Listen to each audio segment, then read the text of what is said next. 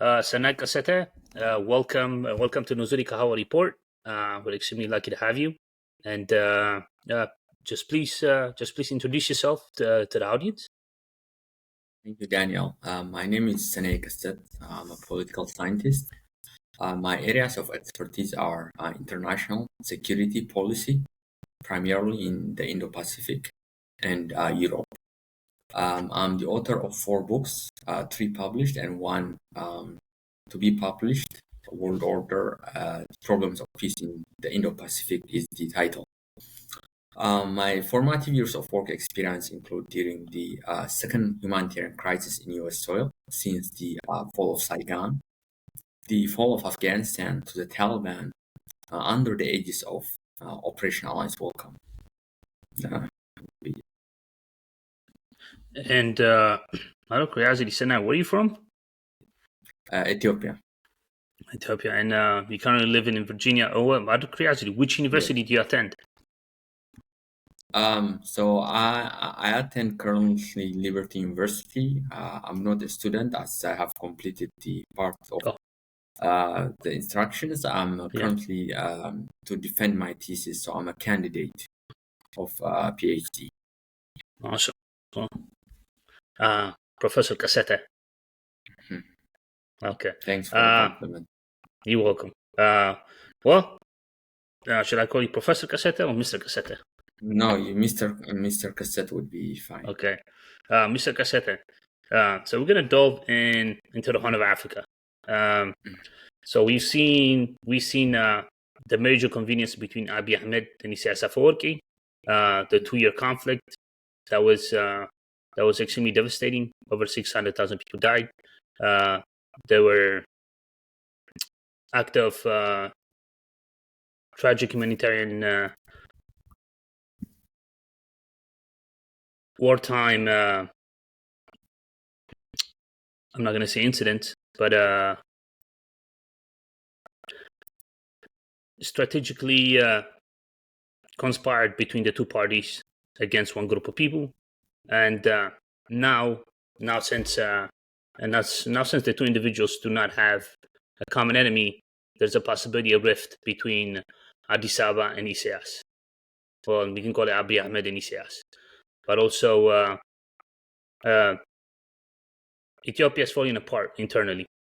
You have the Fano insurgency, the Amhara insurgency that is rebelling against Abiy Ahmed. You have OLA, the Oromo Liberation Army, and also you have the TPLF, the Tigray People Liberation Front, Tigray in the north, which are split into two. You have Debretsion aligning himself with Isaias, and you have another faction aligning with Abiy Ahmed.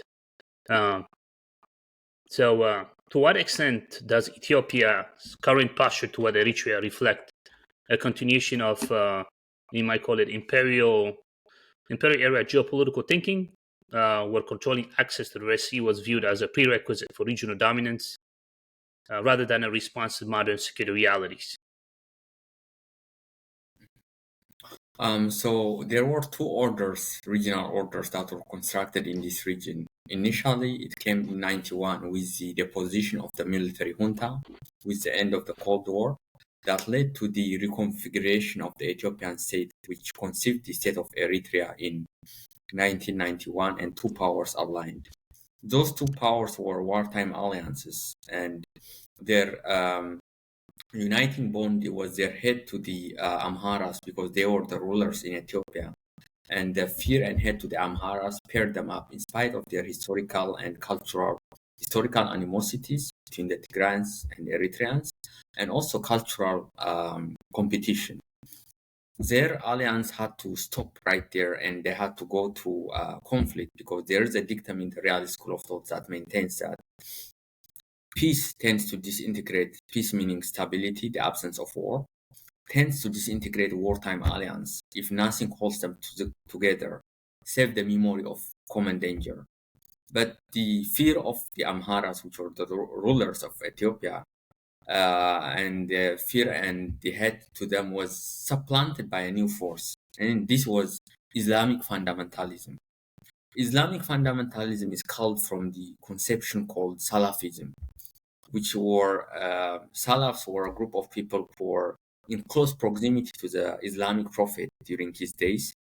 And their the primary goal of the proponents of Salafs is to return Islam to its rightful place by adhering to rigid religious principles. And Salafism came to the fore initially in 1928 by a school teacher named in Egypt, Albana, who conceived the Muslim Brotherhood, or this group conceived the conception called political Islam. And political Islam has a conception that comes from the Quran. There are two dictums, the Sunnah and the Kutub, which views the world as partitioned along two lines. There is a schism within this world. The primary point is Dar al-Harb, or the land of the believers, the land of the infidels, and Dar al-Islam is the land of believers. And the goal of a proponent of Islam is to align those two schisms by way of a jihad.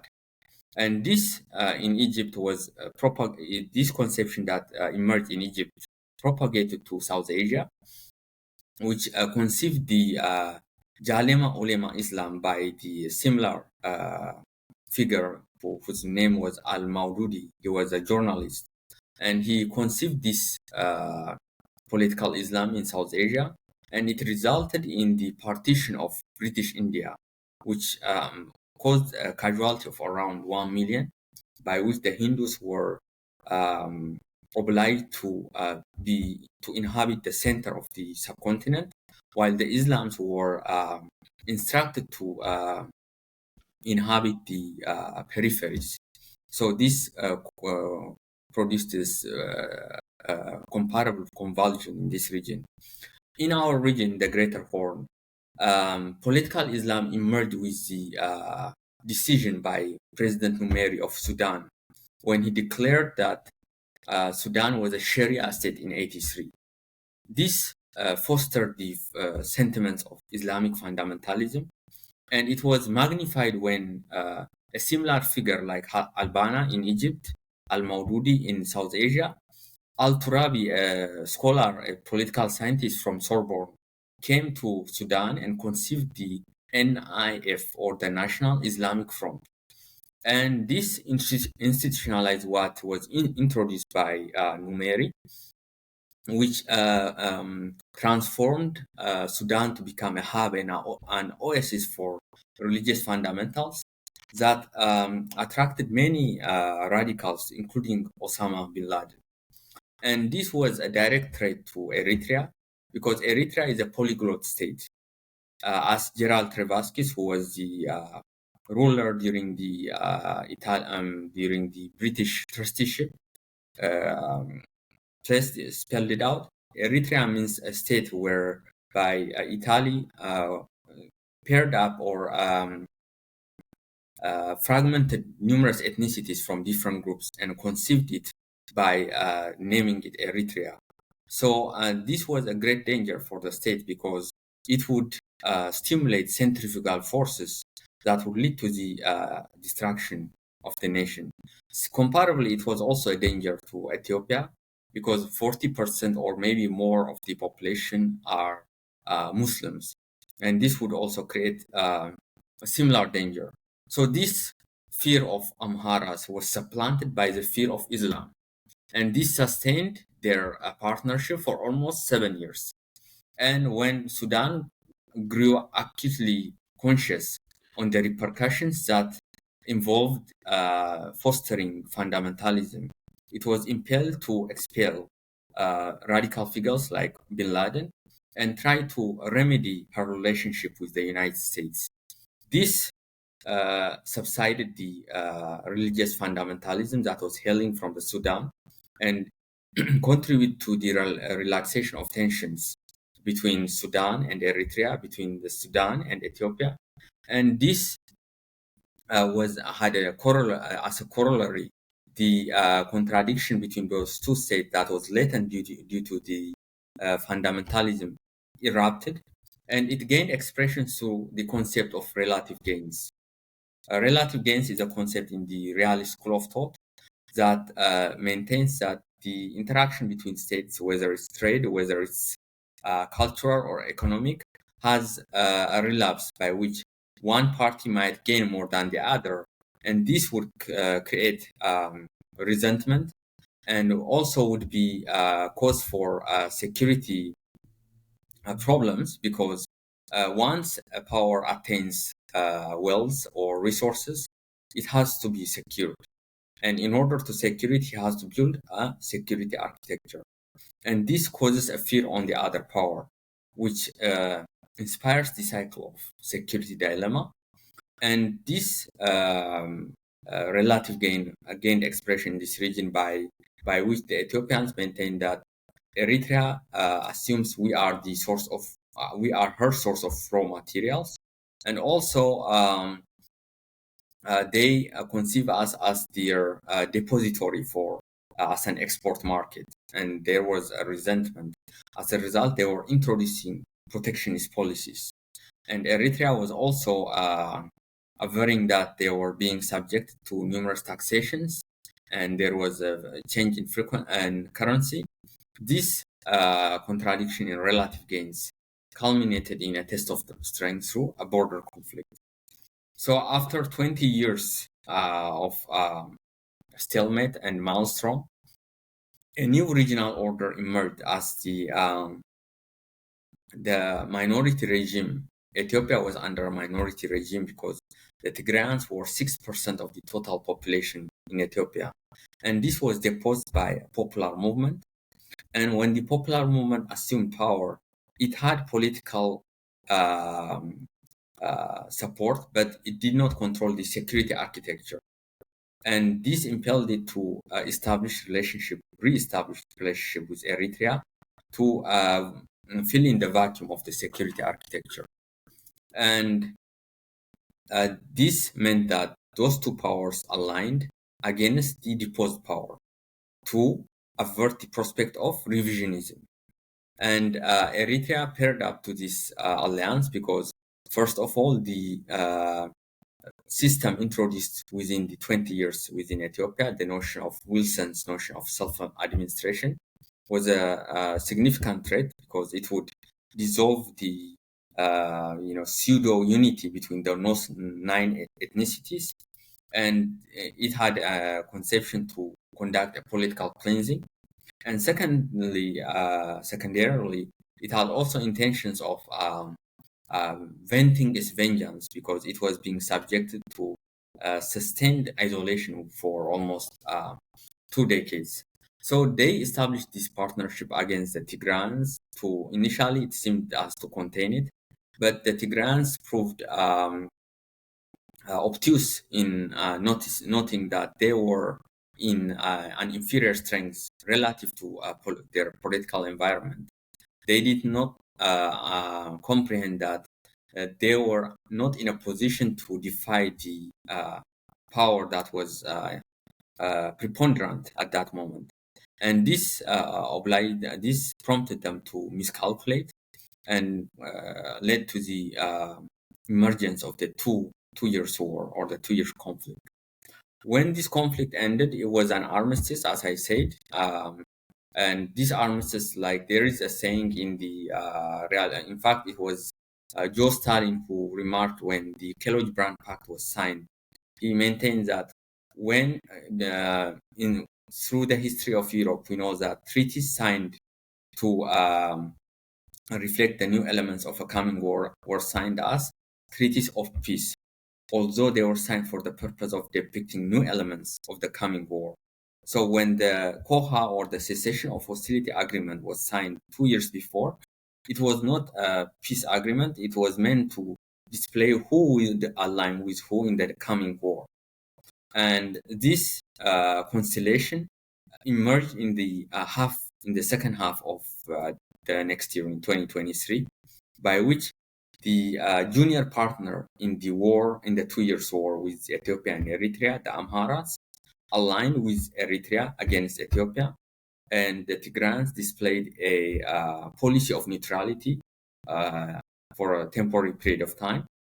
and they metastasized into aligning with the other group, meaning with the Eritreans and the Amharans against the Ethiopians. So this constellation would, of course, at some point culminate in a test of strength, and that's where we're heading now. That's an excellent analysis. So, to what extent is Ethiopia's irredentism a byproduct of internal state fragility rather than genuine geopolitical ambition? And how does this duality complicate regional and trade perceptions? Meaning that Abiy Ahmed has only the monopoly of violence in Addis Ababa. Outside Addis Ababa, he does not control the monopoly of violence. So he has insurgencies from the Amhara, the Fano, then he has from the Somali region, the Ogaden, and he has an insurgency from Tigray, the TPLF.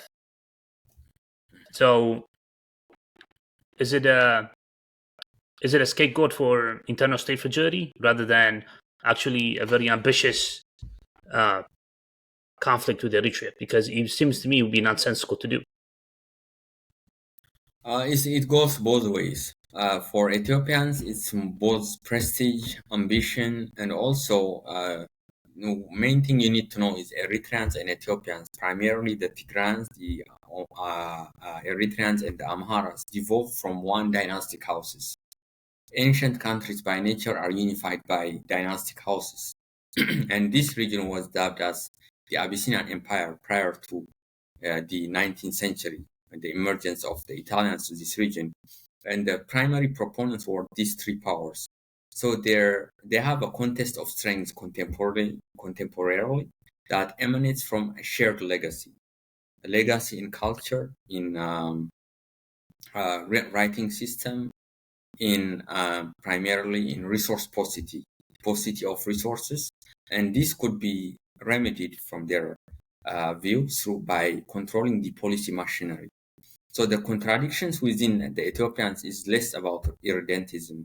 The borders that was delineated between regions was mainly to extract a large amount of taxation, to levy a huge amount of taxation. It was not meant to express the geographic nature of that region. It was primarily to augment one's capability of levying taxes. So it's not irredentism that is plaguing the country. It's the contradiction and ambiguities as policy making or controlling the policy making machinery is conceived as the remedy for all plights and travails.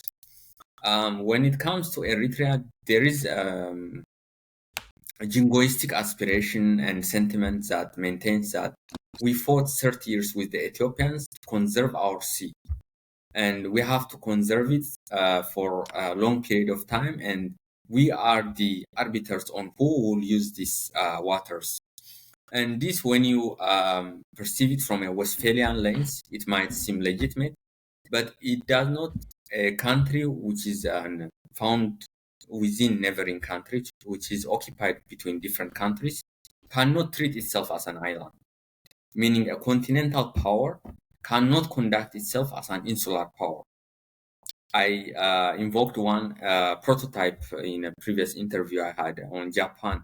Japan was plagued by Commodore Perry's expedition because she imposed her 200 years of isolation on herself, and the era of industrialization did not align with Japan's aspiration of isolationism, and this led her to become engulfed by a gunboat diplomacy and assimilate herself to the Western world.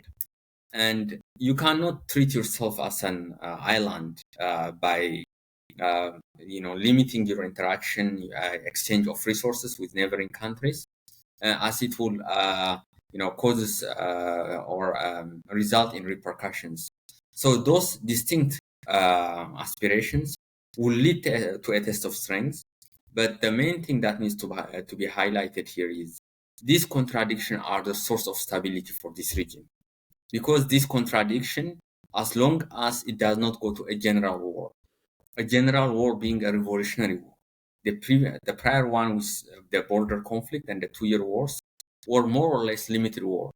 And in the realist school of thought, we maintain that limited war counsels peace, meaning as long as the war is limited, it's not revolutionary, comparable to the Napoleonic War or the Second Great War, the war would shed into a stability, and that stability would be maintained as long as the balance of power, the equilibrium that anchors the balance are maintained, meaning every force, every entity should be held intact so that the stability does not metastasize into a new test of strength. So I see the contradiction and ambiguity as also a big blessing, because if those contradictions were not there, maybe they would aspire not controlling the Red Sea, but maybe the Persian Gulf or South Asia or somewhere else. Interesting. Because Eritrea never denied Ethiopia access to the sea, even since 1991.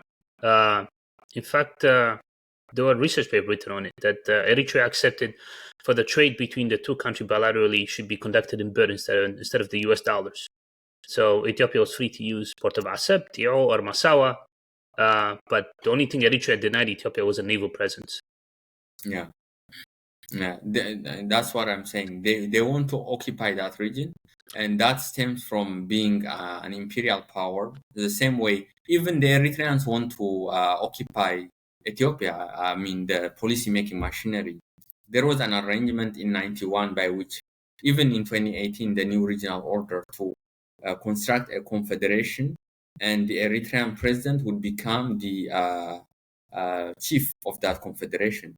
And this is meant to fulfill the hegemonic aspiration of this personality, because hegemony is the primary intent that impels countries or statesmen to control a vast region so that the population and the resources within them enables them to transform their aspiration into concrete reality.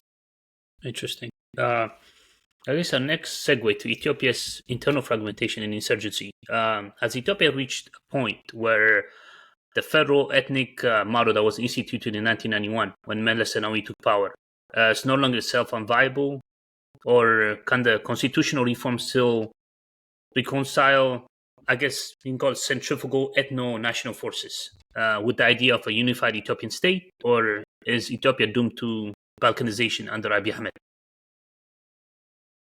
I assume that the contradiction and the conflict would persist for decades, and it would shade into a transitory period of stability, and this would resume to a new test of strength.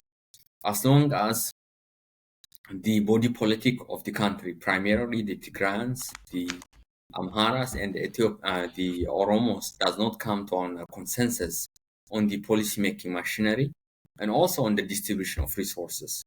As long as this consensus is reached, which I conceive as very remote, there will be a constant test of strength, and upheaval and crisis would be the country's expression. So, how does Abiy Ahmed's attempt to redefine Ethiopian nationalism through prosperity party ideology risk accelerating the very fragmentation it seeks to prevent? There is no such thing as Ethiopian nationalism, but you have ethno-nationalism. Yeah. So transforming it into an ideological state from a national state is, inconceivable, because it's a polyglot state. It's a polyglot state that contains many states that have distinct cultural groupings. In fact, it's a cleft country, as Huntington introduced this conception that maintains that a country within from distinct civilization, but distinct cultural groupings. Here, there's not even a cleft country, but there is also civilizational fault line between the Islam and the Christians, between the Semite and also the Kushite. So there is a civilizational fault lines, and to transform this or to obscure this contradiction by introducing new conceptions, I think it would prove unavailing, because the Derg even try to introduce similar conceptions by employing communism and socialism, by which the worker class would be exalted and every exertion would be entailed to enthrone the working class and to make his efforts noble. But this did not stem the nationalistic fervor that was engulfing the country.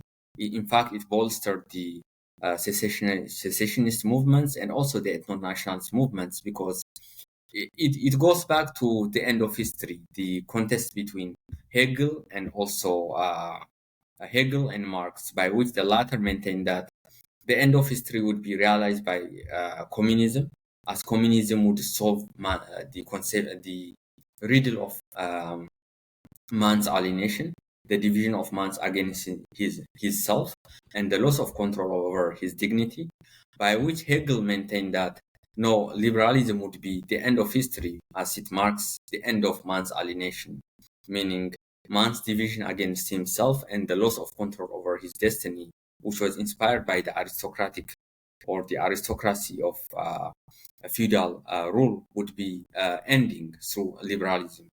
And these different conceptions would proved unavailing, because in 1991, Fukuyama maintained that the end of history was liberalism, because he spectated the conflict between those two conceptions during the Cold War. Soviet Union represented Karl Marx, America and the Western European states represented Hegel, and this ended with the defeat of the proponents of communism. But this was eventually amended, because he saw the forces of ethno-nationalism, and he introduced the concept of populist nationalism, by which the sentiment that our culture is being lost, our values are being dissipated, would stir sentiments that are more nationalistic and would impel states to conserve their nation in spite of dividends or gains or prosperity. And he aligned it with Plato's conception of thymos, by which thymos in Greek is spirit, and humanity, thymos has dualistic ontology, isothymia and megalothymia, by which the isothymia is the expression of the populace, by which their main goal is to become respected and recognized relative to other groups, primarily their adversaries. And megalothymia is the expression of figures who want to attain preeminence of power and of wealth, and they use the deprivation of isothymia of the mass to assume the throne. And if isothymia is the driving force, economic gains would have no ground, prosperity would have no ground, as the primary force would be ethnicity, nation, and culture. So this goes back also to Huntington. He maintained that the wake of the Cold War marks the conflict within cultural civilization, by which the principal pole of attraction and repulsion would be between the Western world and Islam, by which culture would supplant ideology and also religion would supplant power struggles. This has no leverage in international affairs, but it has weight in domestic affairs. As a corollary, we can maintain that the intent to supplant ideology by nation, or a nation by ideology, or ethnicity, the concept of ethno-nationalism, by new ideologies in domestic affairs, has no ground. That's an interesting answer. Pushing our segue to Somalia and Somaliland. Somalia has been a failed state for almost 34 years since Saad Barre left the scene. But Somaliland has been a stable, democratic country, well, unrecognized country as of now. Given the growing interest of Western powers, Gulf, and the Red Sea corridor, is Somaliland's recognition question shifting from a moral legal debate to a strategic bargaining chip? Well, the evolution of Somaliland into statehood is a critical element, and it would change the relation in the Greater Horn. And I conceive that it would contribute to the stability of the Greater Horn. But there is a main impediment that hinders this from reaching fruition. There is a conception in the, in fact, it was Huntington that introduced it, that maintains that the creation of new nation produces a major alteration in the international system. When a new component is inducted into the balance of power, into the constellation of power that is pre-existing, there is a major shift. And this shift could shed into a test of strength, into upheavals, and into crisis. So we have to also put in mind if we're drawing this kind of possibilities to by permitting a country to become recognized. So the creation of Somaliland, I believe, would be a critical element, not only geographic location, but it would also be an additional power that would be utilitarian to the United States, as it enables us to maintain our national interest and also avert the dangers of piracy and transnational terrorism. To what extent can Somaliland leverage the emerging multipolar competition, particularly the Gulf states' rivalry, to bypass the African Union's traditional gatekeeping of state recognition? Because as we know, colonial borders are sacrosanct. Yeah, yeah. Um, it depends on the ability of the Somalians to represent themselves in in the Western states. If they're fully represented in the United States, in Great Britain, there could be a leverage that would enable them to become a state. But we cannot say that the powers in the Persian Gulf would contribute to them becoming a state. They're going to be a pawn of either the Emirates or the Saudis if one of them permit them. In fact, the main problem of this region is caused by powers that conceive this region as their backyard, and they treat it as their source of food crop, and they want to practice a policy of Monroe Doctrine comparable to what the United States practice in the Western Hemisphere. And they are the source of many turbulence, and you cannot anticipate something conducive to emanate from them. But for Somaliland to attain a statehood or to reach at that level, I think it needs to go through evolution that would reach fruition through generations, instead of going through a revolution, which would cause numerous upheavals and would make the country would victimize herself of her aspirations. Do you think it would be in the best interest of Ethiopia to recognize Somaliland first, more than any other country? Absolutely, yes. Yeah.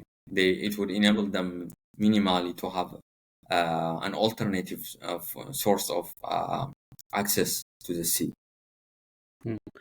Going to a different segue, the Sudanese Civil War, the tragic Sudanese Civil War with the Dangolo Hemeti, SAF, and RSF. Sudan's conflict is a proxy battleground for external actors. UAE, on one other hand, Saudi Arabia supporting different actors, but also at one point you had the Russians and Ukrainians supporting different factions, the Egyptian and Eritreans supporting different factions, and also the Ethiopians supporting different factions. So has the fragmentation of Sudan's sovereignty become the new normal in how great powers manage Africa's gray zones?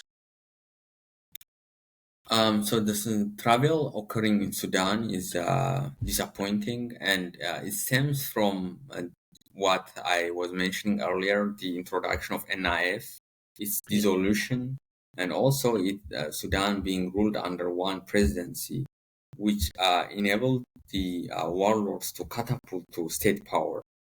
And the current war is caused by the concept of megalothemia, both powers are pursuing their um, own conception of megalothemia. They want to fulfill that urge, and they're plaguing the populace for in this travel. The main thing that needs to be highlighted is during the peace process, if one power evolves to become the preponderant force, there would be no stability in the Sudan domestically, and also would be a disservice to the neighboring countries, as equilibrium should emerge within Sudan's domestic affairs so that this country would um, sustain as a stable power. This means that the contending forces, the SAF and RSF, have their own excesses. They have conducted their own excesses, and there's many to be said about what the RSF has done in the Darfur and different parts of the region who are not considered as Arabs. But the main thing that needs to be highlighted is if one power stood victorious and the peace arrangement is conducted in that way, there would be no winner in the post-war era, because that power would cause troubles for the region, and also would begin to translate its hegemonic aspiration that was contained within Sudan to outside of the border of the Sudan. So it would be in the best interest of both the Egyptians, the Saudis, and the Emiratis to ensure that both forces come to an agreement and reach at a consensus, some form of consensus that enables them to retain their specified portion of policymaking machinery. When it comes to the nature of the conflict, it's of course being played by world powers, and the major plight is inflicted on the people. And the only way out from this travel is through U.S. diplomacy, and there should be more exertions on this end. Given the humanitarian catastrophe unfolding, or has been unfolding, do you believe a unified Sudan is still a feasible outcome, or is a de facto partition now an irreversible trajectory? No, I think there's a prospect for unification because most power conceives Sudan as an integral element in the repose of the Greater Horn and also Middle East, not only in Persian Gulf, the countries in the Persian Gulf, but also in South Asia.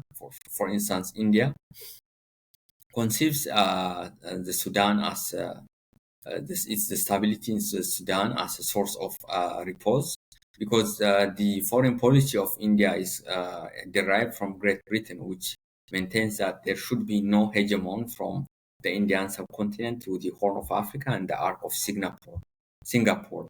So there are many forces, there are many units in the international order that would want to see Sudan sustain and prevail as a functioning state, and this would avert the prospect of fragmentation. Uh, if I understood it correctly, if there is a stalemate between the RSF and SAF, we have stability, a pseudo stability. No, that's not the stability. The stability would entail the stalemate needs to be translated into political terms. The stalemate in military should be converted into a political arrangement by which both forces, along with the civilian leadership, need to assume the policy-making machinery. Well, if that is the case, are we not going to see an evolution of Somalization of basically a new model of hybrid governance by limited by transnational militias? No, it's going to, in fact, translate Adam Smith's conception of the invisible hand, by which that hand distills general well-being from selfish aspirations. And here also the selfish aspirations of both leaders would gain a political arrangement, and this arrangement would halt them or hinder them from um, expanding their leeway and expanding their mechanism of administering the state, which would be a source of hegemony, not only within the Sudan, but also would cause troubles to the region. So as long as those two powers are administering the state in a clearly defined arrangement, I think reports would court the Sudan. How about if each actor sees the outcome as a zero-sum game? That would be reversed through the travails and the upheavals of the conflict, the same way the upheavals teach the counter-reformers and reformers during the 30 Wars in the 17th century. Okay. I guess our next segue, it's directly interlinked to the growing conflict in Ethiopia, but also the current conflict in Sudan, but also it touches on Somaliland. So the growing role of middle powers in Horn of Africa, Saudi Arabia, UAE, and Turkey. So the Horn is witnessing a surge of middle power assertiveness. We have the Turkey, the UAE, Saudi Arabia, as I said. Are these states redefining themselves, redefining the boundaries between economic statecraft and strategic militarization in Africa? The powers in the Middle East, what I call, or many of the analysts call as the Sunni monarch and republics, treat the region as their source of food crop, and they also conceive it as their backyard. So anything that happens there should be administered, even if it's affairs of domestic system. It needs to be it needs to go through their own system of inspection.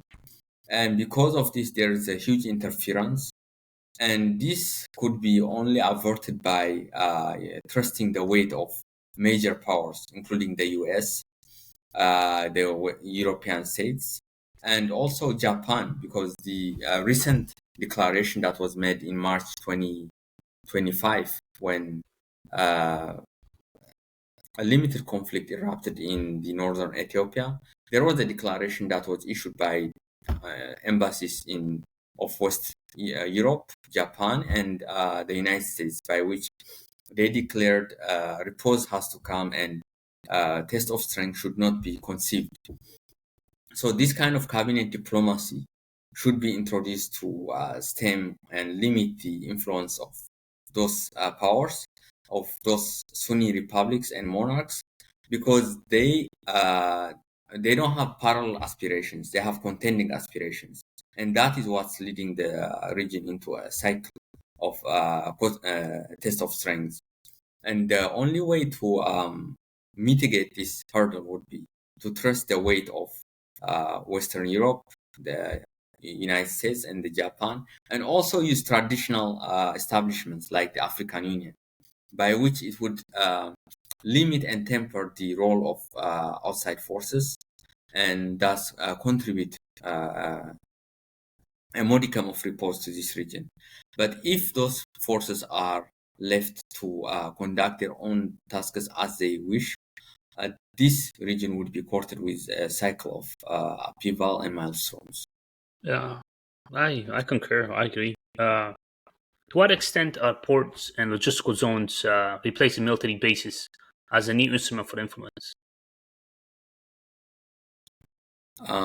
Ports are mainly used for not only commercial activity but also as a source of base, Yes. by which China has established port bases to ensure the major pathways are not obstructed by a force.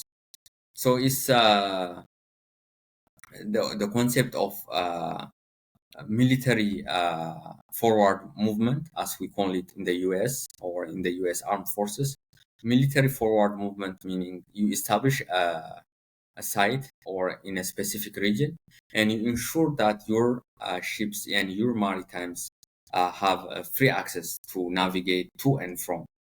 And this could be conducive to any region, as long as the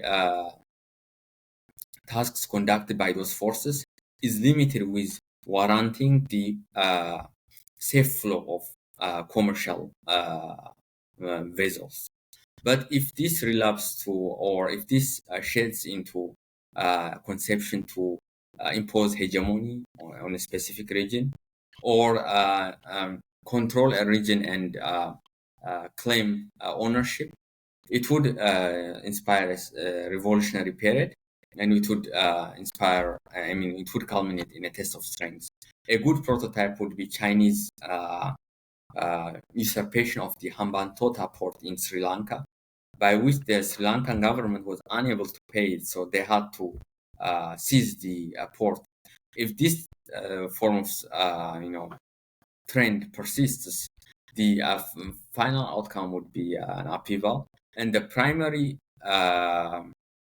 victim in this scenario would be the country that allowed foreign force to inhabit its land, because as long as those countries permit their land to be used by external powers for any reasons, they would be courting the adversary of that power to their region, and this would make them the primary victim in the conflagrations.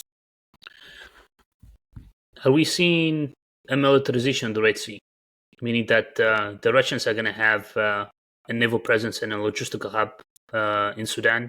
The United States has a military base in Djibouti, and so do the Chinese. But also, you have NATO powers in Djibouti, and there is a high possibility that an American military base is going to be established in Somaliland. Nothing has been said in concrete, but are we seeing the militarization of the Red Sea for poor competition? As long as the world order is multipolar, when the Cold War ended, it was deemed that Africa is not a strategic region, as there is no competition of security, and it was deemed almost irrelevant. But this began to change with the emergence of China as a principal power, primarily in the 2017, when China became a principal power.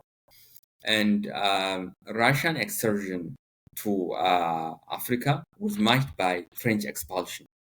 And the vacuum that was left by the French is being filled by the Russians. So the militarization, the prospect of militarization would have a shape of the system we witnessed during the Cold War, by which one principal power would occupy a particular region, while the other would be the hub of under the orbit of a different power.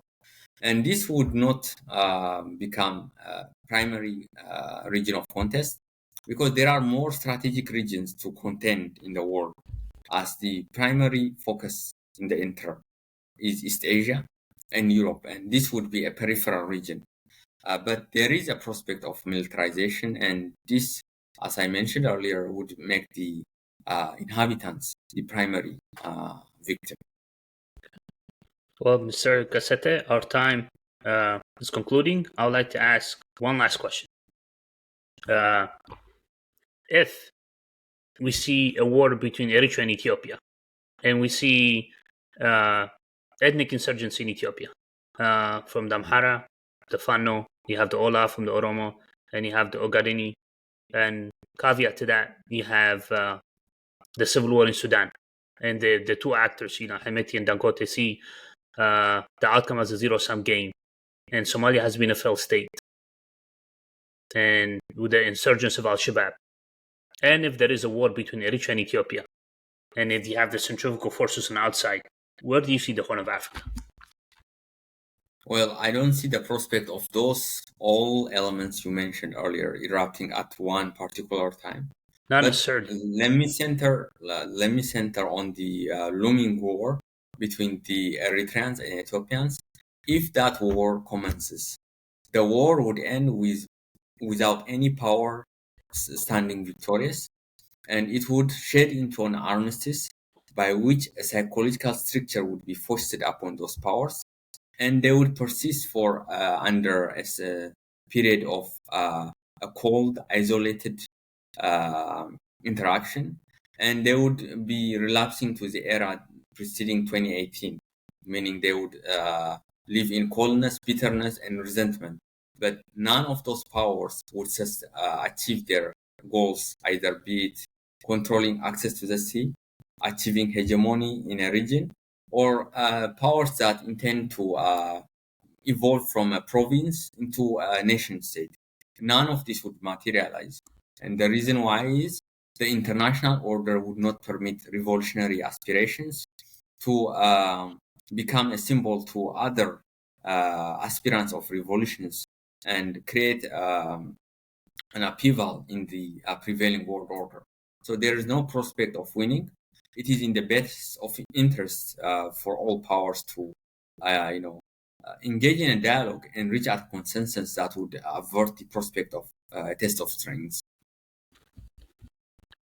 Seneca Sete, thank you very much for coming to Nuzuri Kahawa Report, and we look forward to having you next time on the show.